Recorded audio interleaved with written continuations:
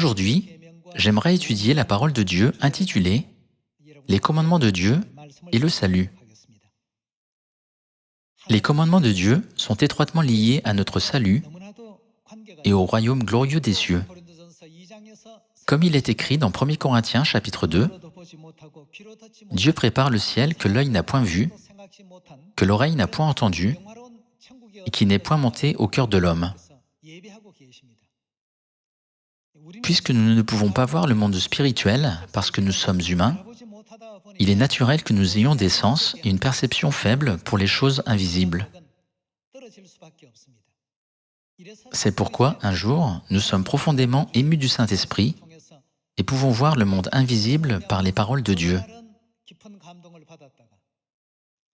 Cependant, au bout de 2 ou 3 jours, nous oublions vite ce qui nous a profondément émus parce que nous sommes distraits par les choses de ce monde. C'est un processus qui se répète continuellement.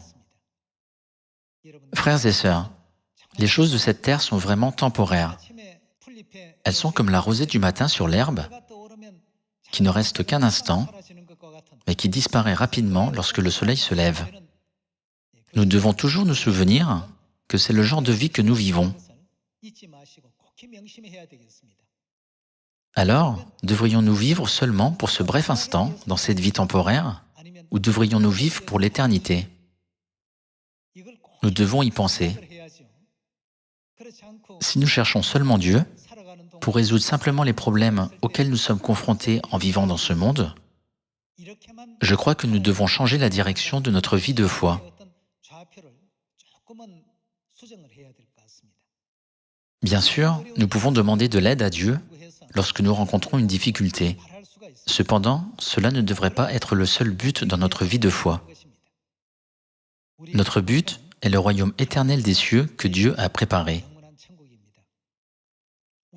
Dieu a promis de rétablir notre état d'origine qui nous permettra de vivre éternellement en servant Dieu et en jouissant des bénédictions et de la joie. Notre vie éternelle sera remplie de bénédictions et de joie chaque jour, et il n'y aura pas de lassitude, de chagrin et de douleur comme sur cette terre. Dieu promet de nous donner un tel moment de grâce. Dieu dit que nous vivrons éternellement. Ne sera-t-il pas ennuyeux de vivre éternellement en faisant la même chose tous les jours?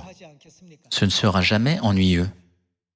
Dieu dit qu'il créera quelque chose de nouveau tous les jours. Nous sommes maintenant confinés par le temps et l'espace. Cependant, le monde que Dieu prépare pour nous n'est pas confiné ou limité. Il dépasse notre imagination. Il est vraiment incroyable. Savez-vous quelle expression nous dirons le plus dans le ciel? L'expression sera « Waouh !»« Waouh !» Ce sera vraiment « Waouh !» Chaque fois que nous voyagerons avec Dieu et visiterons une autre planète, nous dirons « Waouh !» Frères et sœurs, je ne pense pas qu'il y ait un endroit sur Terre où nous disons continuellement « Waouh !» J'ai entendu dire que beaucoup de gens dans le monde vont au Grand Canyon aux États-Unis. Cependant, les endroits de cette terre, comme l'île de Jeju, ne sont pas aussi amusants que la première visite, après avoir visité plusieurs fois. Bien que vous ayez visité l'île de Jeju 10 fois, si quelqu'un vous demande d'y aller de nouveau, vous ne vous sentirez pas excité d'y aller. Tout sur cette terre est comme cela. Souvent, beaucoup de gens disent « Disneyland aux États-Unis est génial. Le Grand Canyon est incroyable. » Les choses de cette terre peuvent sembler grandes juste un moment. Cependant, le royaume des cieux est un monde qui transcende notre imagination. Dieu dit que le royaume des cieux est un monde que l'œil n'a point vu, que l'oreille n'a point entendu et qui n'est point monté au cœur de l'homme. Pour nous conduire à un tel endroit glorieux, Dieu nous a donné ses commandements. Ce sont les commandements de Dieu que nous devons suivre en vivant sur cette terre afin de retourner dans le royaume des cieux. Confirmons à travers Galates chapitre 1 que nous pouvons recevoir le salut et aller au royaume des cieux en obéissant aux commandements de Dieu. Voyons Galates chapitre 1, verset 6. Je m'étonne que vous vous détourniez si promptement de celui qui vous a appelé par la grâce de Christ pour passer à un autre évangile. Ils ont été appelés par la grâce de Dieu. Cependant, ils se détournent si promptement de Dieu et passent à un autre évangile. C'est quelque chose d'étonnant. Nous ne pouvons pas aller au royaume des cieux en apprenant un autre évangile et en le suivant. C'est pourquoi il est écrit dans la Bible « Je m'étonne que vous passiez à un autre évangile ». Continuons avec le verset 7. Non pas qu'il y ait un autre évangile, mais il y a des gens qui vous troublent. Cela signifie que les gens nous troublent et font en sorte que quelque chose sans rapport avec notre salut occupe notre cœur et qui veulent altérer l'évangile de Christ. La nouvelle que Dieu nous a prêchée est la nouvelle du ciel, la nouvelle du salut et la nouvelle du pardon des péchés qui nous apporte la joie lorsque nous l'entendons. C'est littéralement la bonne nouvelle, c'est l'évangile. Cependant, ici, il est écrit « Il y a des gens qui vous troublent et qui veulent altérer l'évangile de Christ ». Continuons avec le verset 8. Mais si nous-mêmes, si un ange du ciel, même si un ange de lumière splendide du ciel nous l'annonce, annonçait un évangile s'écartant de celui que nous avons prêché, qu'il soit anathème. Frères et sœurs, où a lieu la condamnation? Cela ne se passe-t-il pas en enfer? La Bible dit, si quelqu'un suit un autre évangile, en abandonnant les commandements de Dieu, il y aura certainement une condamnation pour lui. Pensez-vous que Dieu dit cela pour nous menacer et nous faire peur? Non. Parce que c'est un fait, Dieu a laissé les prophètes qui ont été émus du Saint-Esprit écrire cela dans la Bible, n'est-ce pas? Dieu nous a montré le chemin que nous ne devons jamais prendre. Toutes les choses dans le monde spirituel ne sont pas visibles à l'œil nu parce que nous sommes en chair. Puisqu'elles ne sont pas visibles, Dieu nous dit d'étudier la Bible chaque jour et de vivre selon les enseignements de la Bible chaque jour. Lorsque cette vie momentanée passera et que le temps de l'éternité commencera, nous réaliserons pourquoi Dieu nous a donné ses commandements et nous a conduits sur ce chemin. Ce jour viendra certainement. C'est pourquoi Dieu dit « Il n'y a pas d'autre évangile ». Le fait qu'il n'y a pas d'autre évangile signifie que Dieu n'a établi aucun autre chemin que nous puissions suivre pour aller au ciel, n'est-ce pas? Cependant, les gens essaient de frayer leur propre chemin pour y arriver. Même si ces gens ne sont pas Dieu, ils prétendent être Dieu en disant « Je suis lui ». Ils disent de telles absurdités. Nous ne devons jamais être attirés par ces gens ou être séduits par ce que ces gens disent. Continuons avec le verset 9. Nous l'avons dit précédemment, et je le répète à cette heure, si quelqu'un vous annonce un évangile s'écartant de celui que vous avez reçu, qu'il soit anathème. Et maintenant, est-ce la faveur des hommes que je désire ou celle de Dieu? Est-ce que je cherche à plaire aux hommes? Si je plaisais encore aux hommes, je ne serais pas serviteur de Christ. En d'autres termes, si je disais cela simplement pour être populaire parmi les gens, je ne serais pas serviteur de Christ. Je vous prêche uniquement ce que j'ai entendu, vu et appris de Dieu. N'est-ce pas ce que l'apôtre Paul voulait dire dans ces versets? Nous avons le royaume éternel des cieux. Pour nous conduire au royaume glorieux des cieux, Dieu a pardonné tous les péchés et toutes les fautes que nous avons commis dans le ciel. Dieu a sauvé nos âmes qui erraient au milieu du péché. Pour nous conduire au royaume des cieux à la fin, Dieu a établi ses lois et ses commandements. Seuls ceux qui obéissent conformément aux lois de la vérité peuvent être considérés comme ceux qui ont vraiment accepté Dieu dans leur cœur. Pour cette raison, Dieu a institué ses commandements comme signe pour son peuple. Il y a une différence claire entre ceux qui ont les commandements de Dieu et ceux qui ne les ont pas. Bien que nous ne puissions pas voir physiquement le signe, les anges exterminateurs du monde angélique peuvent voir ce signe clair. Il est écrit dans Galates chapitre 1, « Je m'étonne que vous passiez à un autre évangile ». Ce que l'apôtre Paul voulait dire était « Pourquoi suivez-vous quelque chose qui n'est pas l'enseignement de Dieu ?» au lieu de suivre la vérité que vous avez reçue de Dieu. Chaque fois que nous examinons les paroles dans la Bible, nous devons toujours nous souvenir de ce qui est écrit dans Apocalypse chapitre 22 verset 18. N'ajoutez rien à la parole de Dieu, ne retranchez rien de la parole de Dieu. Gardons cette parole à l'esprit. Même si c'est un ange de lumière du ciel qui annonce un autre évangile, il sera éternellement anathème s'il annonce autre chose que l'évangile de Christ. Nous pouvons confirmer que Dieu a souligné cet avertissement encore et encore. Alors, à quel point tous les pères de la foi de l'Église primitive ont-ils fermement gardé leur foi dans le véritable évangile de Christ? Lorsque nous regardons tous les écrits dans le Nouveau Testament, nous pouvons confirmer que les saints de l'Église primitive ont absolument gardé leur foi en cet évangile. Voyons Éphésiens chapitre 2, verset 19. Chapitre 2, verset 19. Ainsi donc, vous n'êtes plus des étrangers, ni des gens du dehors, mais vous êtes concitoyens des saints, gens de la maison de Dieu. Gens de la maison de Dieu signifie qu'ils sont membres de la famille de Dieu. En d'autres termes, ils sont les enfants de Dieu. Continuons avec le verset 20. Vous avez été édifiés sur le fondement des apôtres et des prophètes. Quant aux prophètes ici, il y avait des prophètes au temps de l'Ancien Testament, mais il y avait aussi des prophètes de l'Évangile au temps du Nouveau Testament. L'apôtre Paul ne transmet-il pas tous les enseignements et toutes les leçons qui sont écrits dans Éphésiens au sein de l'Église primitive? Vous avez été édifiés sur le fondement des apôtres et des prophètes, Jésus-Christ lui-même étant la pierre angulaire. En lui, tout l'édifice, bien coordonné, s'élève pour être un temple saint dans le Seigneur.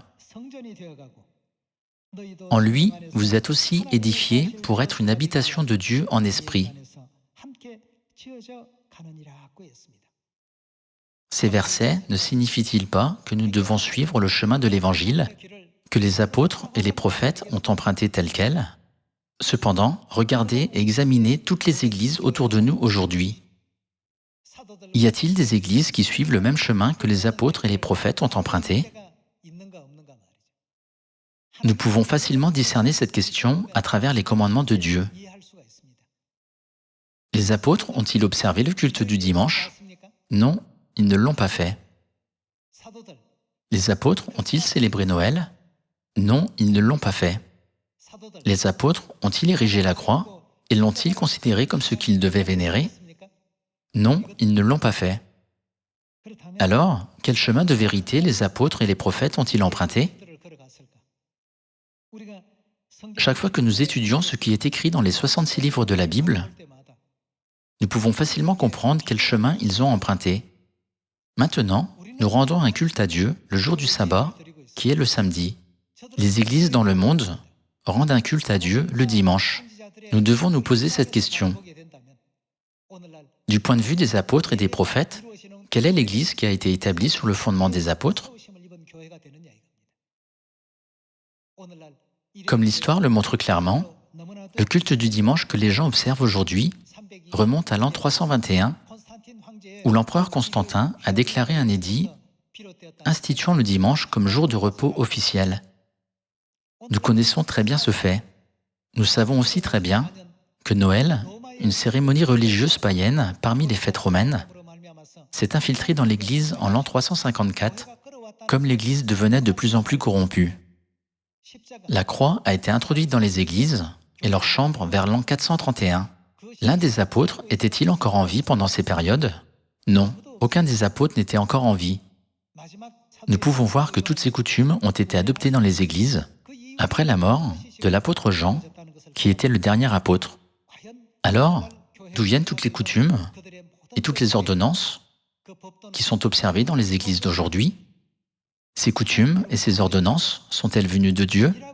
Si ce n'est pas le cas, les églises qui les observent seront anathèmes d'après Galates chapitre 1. Frères et sœurs, c'est un enseignement très important, n'est-ce pas? Lorsque nous le disons, certains nous calomnient en disant « Il n'y avait pas le nom d'Anne Sandron à l'âge apostolique, n'est-ce pas ?» Avait-il un tel enseignement à l'âge apostolique? L'enseignement sur Mère Céleste existait-il à l'âge apostolique? Frères et sœurs, ces enseignements existaient-ils ou non à l'époque? Oui, ils existaient. Où ces enseignements existaient-ils? Jésus a expliqué ces enseignements par l'apôtre Jean. À travers Apocalypse chapitre 2 verset 17 et chapitre 3 verset 12, quel nom le Christ a-t-il dit qu'il nous donnerait, autre que le nom de Jésus? En quel temps cette révélation a-t-elle été donnée? Dieu a donné cette révélation à l'apôtre Jean, qui était un apôtre à l'âge apostolique. De plus, Dieu nous a donné l'enseignement sur Mère Céleste à travers le verset qui témoigne « La Jérusalem d'en haut est libre, c'est notre mère ». Alors, comment peuvent-ils insister sur le fait que les apôtres n'ont pas enseigné le Christ Saint-Rond et Mère Céleste? Tous ces enseignements sont venus de Jésus. Les apôtres ont appris directement de Jésus et par le Saint-Esprit. Tous ces enseignements ne sont-ils pas écrits dans la Bible? La prophétie, car les noces de l'agneau sont venues, son épouse s'est préparée, n'était pas quelque chose que nous avons inventé en cette époque. Cette prophétie n'existait-elle pas depuis l'âge apostolique? Cependant, qu'est-il arrivé aux enseignements qui ont été donnés à l'âge apostolique? Ils ont été cachés. C'est pourquoi le Seigneur viendra révéler toute la vérité. Dieu a laissé les apôtres et les prophètes écrire tous ces enseignements dans les 66 livres de la Bible. D'autres personnes ne pouvaient pas voir les enseignements en voyant, ni les entendre en entendant, ni même les comprendre. Cependant, le Seigneur est venu sur cette terre au temps du Saint-Esprit et a révélé toute la vérité cachée dans les ténèbres, n'est-ce pas? Il a aussi révélé son nom nouveau et la vérité sur Mère Céleste, la Nouvelle Jérusalem. Si les gens insistent sur le fait que ces enseignements n'existaient pas à l'âge apostolique, demandez-leur à quel âge l'apôtre Jean a-t-il vécu? Qui a reçu la révélation de Jésus et a écrit le livre de l'Apocalypse? Qui a écrit l'Épître aux Galates? Veuillez leur demander. Les avons-nous écrits en cette époque? Non, nous ne l'avons pas fait. Les apôtres ont écrit tous ces enseignements comme fondement pour nous. Puisque les apôtres et les prophètes ont vécu au temps du Fils, ils ont joué seulement les rôles qui leur ont été confiés à cette époque. Cependant, en quel temps ces enseignements seront-ils mis en lumière et prêchés? Le nom nouveau de Jésus, c'est-à-dire Christ Saint-Rond, ne doit-il pas être révélé au temps du Saint-Esprit? La vérité de Mère Céleste, la Nouvelle Jérusalem, ne doit-elle pas aussi être proclamée à la fin du plan de rédemption de 6000 ans de Dieu? Frères et sœurs, si quelqu'un vous demande « Où pouvez-vous trouver le nom d'Anne Saint-Rond au temps du Fils ?» Ne soyez pas ébranlés ou troublés dans la foi. Les apôtres et les prophètes ont écrit les prophéties sur le nom nouveau de Jésus. Cependant, puisqu'ils ont vécu au temps du Fils, il leur suffisait de remplir leur rôle pour être sauvés à cette époque. Nous vivons au temps du Saint-Esprit. Nous vivons maintenant à l'époque où le nom nouveau de Jésus, dont Jésus a parlé, est utilisé. Nous croyons aussi en Mère Céleste, la Nouvelle Jérusalem, que Jésus nous a révélée lorsqu'il est venu sur cette terre avec son nom nouveau. Toutes ces vérités ont déjà été données par Dieu à l'âge apostolique. Le fondement de toutes ces vérités a été posé par les apôtres, n'est-ce pas? Dieu a déjà permis que toutes ces vérités soient écrites à l'âge apostolique. Frères et sœurs, lorsque vous achetez des aliments et les mettez au réfrigérateur, les mangez-vous tous le même jour? Bien sûr, ceux qui ont beaucoup d'appétit pourraient tout finir en un jour. Vous conservez généralement quelques aliments au réfrigérateur pendant 10 jours, voire un mois, voire plus si vous les mettez au congélateur. Ils ont tous été achetés le même jour. Cependant, ont-ils tous été utilisés le même jour? Non. De la même manière, tout ce qui était censé être utilisé au temps du Fils a été utilisé au temps du Fils. De même, tout ce qui était censé être utilisé au temps du Saint-Esprit est utilisé au temps du Saint-Esprit. Ouvrons Apocalypse. Qui a donné cette révélation et à qui a-t-elle été donnée? Lisons Apocalypse, chapitre 1, verset 1. Révélation de Jésus-Christ que Dieu lui a donnée pour montrer à ses serviteurs les choses qui doivent arriver bientôt et qu'il a fait connaître par l'envoi de son ange à son serviteur Jean. L'apôtre Jean était un apôtre lors de la première venue de Jésus. Dieu a montré à l'apôtre Jean la révélation que son nom nouveau serait utilisé plus tard, même si le nom de Jésus était utilisé à l'époque. Voyons Apocalypse chapitre 3, verset 11. Dans Apocalypse chapitre 3, verset 11, il est écrit « Je viens bientôt. Retiens ce que tu as, afin que personne ne prenne ta couronne. Celui qui vaincra, je ferai de lui une colonne dans le temple de mon Dieu, et il n'en sortira plus. J'écrirai sur lui le nom de mon Dieu, et le nom de la ville de mon Dieu, de la nouvelle Jérusalem qui descend du ciel d'auprès de mon Dieu, et mon nom nouveau. » Jésus dit « J'ai un nom nouveau qui est différent du nom de Jésus. Par le nom nouveau de Jésus, les gens seront sauvés. C'est pourquoi ils sont décrits comme ceux qui vaincront. Sur ceux qui vaincront et qui garderont fermement leur foi jusqu'à la fin, Dieu écrira son nom nouveau. Nous connaissons aussi très bien Apocalypse chapitre 2, verset 17. Lisons Apocalypse chapitre 2, verset 17. « Que celui qui a des oreilles entende ce que l'Esprit dit aux églises. À celui qui vaincra, je donnerai de la manne cachée, et je lui donnerai un caillou blanc. Et sur ce caillou est écrit un nom nouveau, que personne ne connaît, si ce n'est celui qui le reçoit. Qui sont ceux qui vaincront? En termes simples, ils sont ceux qui seront sauvés. N'est-ce pas? Dieu promet de donner son nom nouveau à ceux qui seront sauvés. Cependant, les églises d'aujourd'hui dans le monde connaissent-elles le nom nouveau ou non? Elles ne le connaissent pas.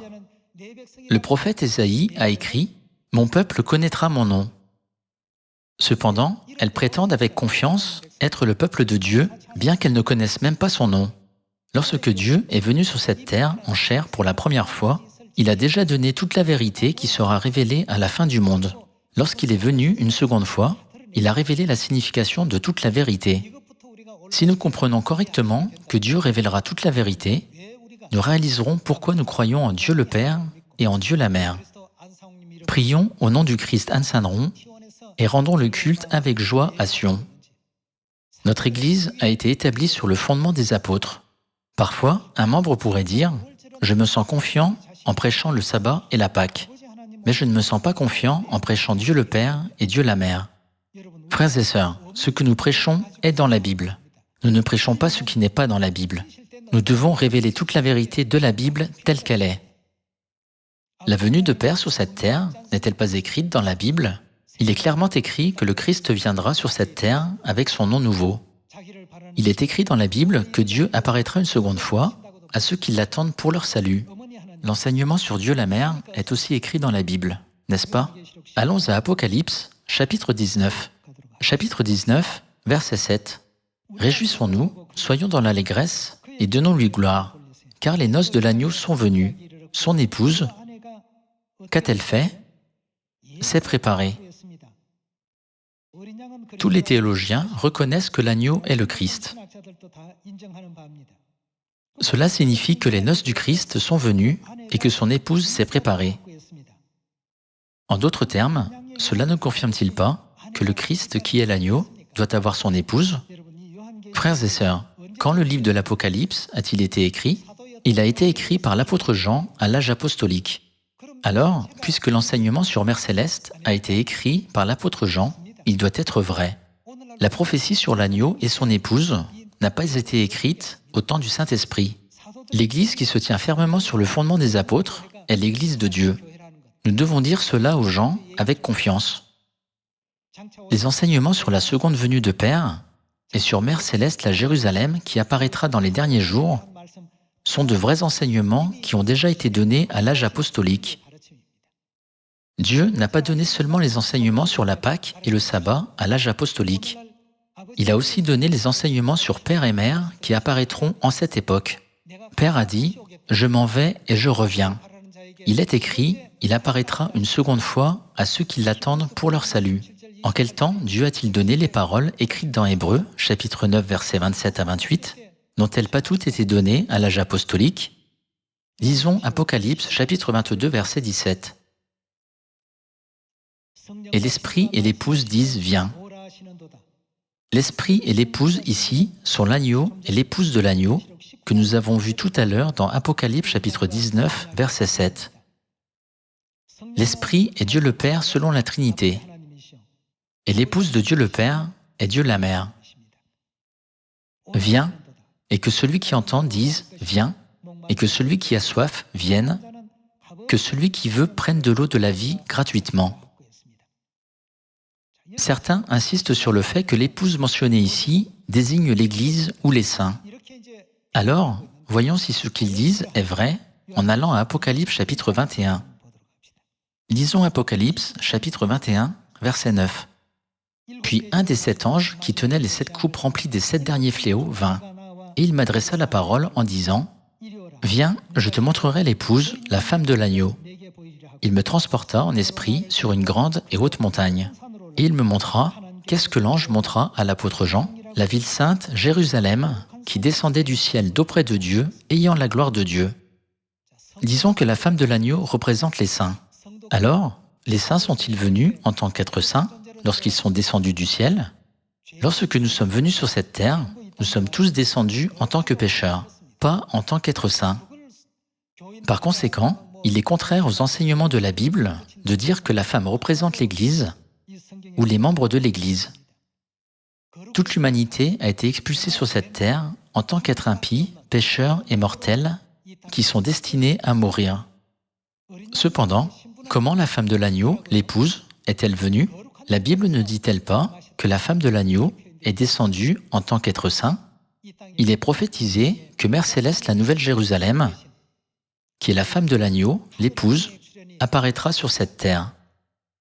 En vous demandant à tous, encore et encore, d'avoir une ferme conviction dans les paroles de la vérité que Dieu nous a permis de réaliser à Sion et de ne jamais perdre l'espoir pour le royaume éternel des cieux, j'aimerais conclure le sermon d'aujourd'hui. Merci beaucoup.